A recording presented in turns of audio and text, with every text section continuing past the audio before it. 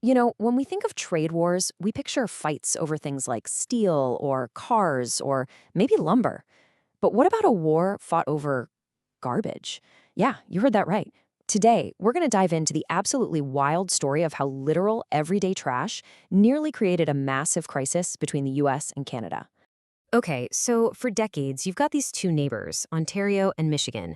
They share way more than just a border, right? They share industries, economies, and, as it turns out, a whole lot of garbage. And we're not talking a small amount here. Ontario is Canada's biggest province by population, and it generates a mountain of trash.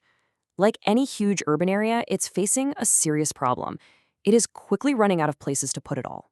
So for years, Michigan offered this really simple, really attractive solution. It had plenty of landfill space, but more importantly, it was cheap, just incredibly cheap. This made it the perfect no-brainer destination for all of Ontario's overflowing garbage bags.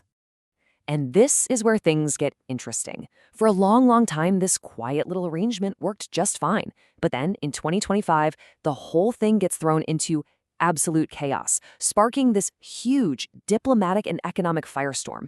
So how did a simple garbage deal go so wrong so incredibly fast? First, let's just wrap our heads around the sheer scale of this. Ontario was shipping a staggering 3.44 million tons of its waste south to the US every single year. This wasn't just some minor convenience. This was a fundamental part of their entire waste management strategy. And if you want to know why this was happening, well, this chart says it all. It comes down to pure economics. Look at these tipping fees. That's the price to dump 1 ton of waste. Michigan was charging a measly 36 cents. Now compare that to its neighbors. Ohio was almost $5, Wisconsin 13. That price difference didn't just make Michigan a magnet for trash from other states, it made it a magnet for trash from another country. So you're probably asking yourself, why couldn't Michigan just say, hey, no more Canadian trash? Well, because of this little thing in the US Constitution called the Commerce Clause. Back in 1992, the Supreme Court actually ruled that trash is legally an article of commerce. That meant Michigan couldn't just block it at the border. Their hands were completely tied by federal law. With Michigan stuck, unable to act on its own, the US federal government decided to step in.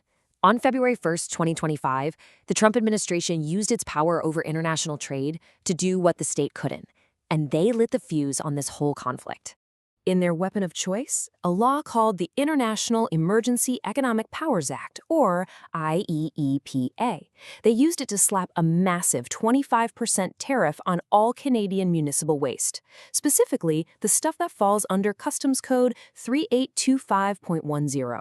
And just like that, Michigan's cheap solution wasn't so cheap anymore. Now, the financial hit was one thing, sure. But for Ontario, this tariff exposed a much, much deeper problem. It basically started a countdown clock on an existential crisis for the province's entire waste system. And this is exactly why it was a crisis. Take a look. Even with the ability to ship its trash to the US, Ontario was already on track to run out of landfill space by 2037. But without that option, the clock suddenly jumped forward 3 whole years to 2034.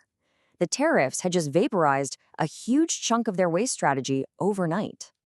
So, faced with this very real possibility of garbage literally piling up in the streets, Premier Doug Ford's government in Ontario decided they had to do something drastic. They chose to force the creation of new landfill space right there in their own province, even if local communities were dead set against it.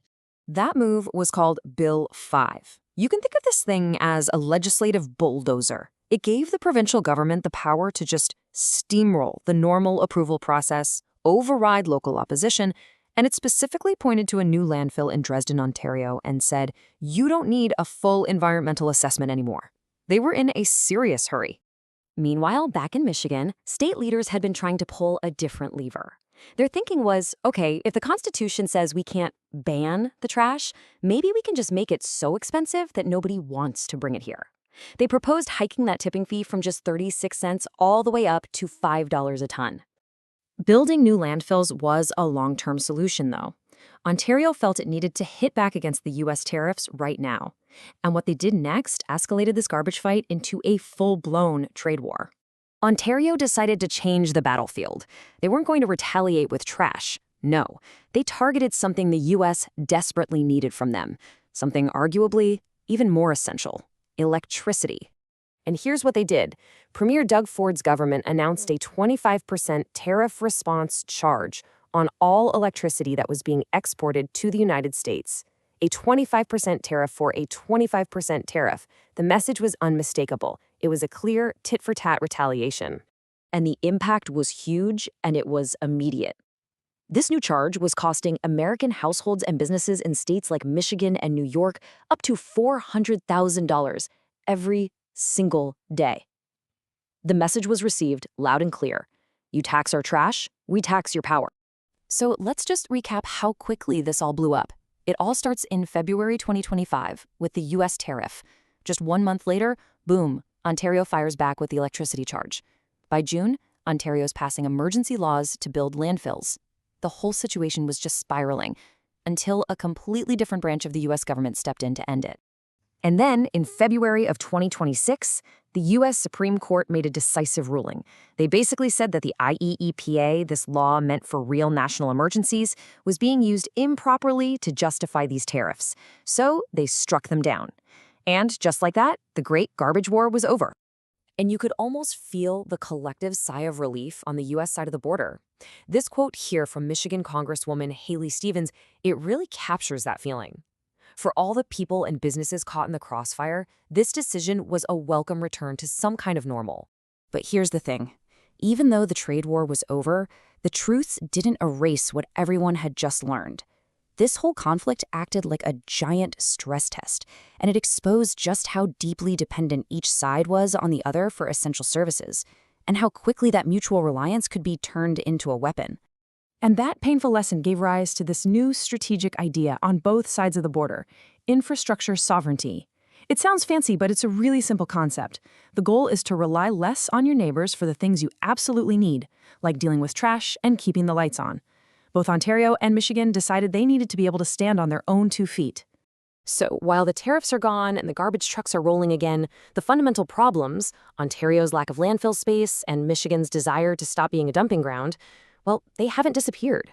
The conflict has changed the relationship, and it leaves us all with a really critical question. In a world that seems to be getting more and more protectionist, can neighbors ever truly rely on each other for something as basic as taking out the trash?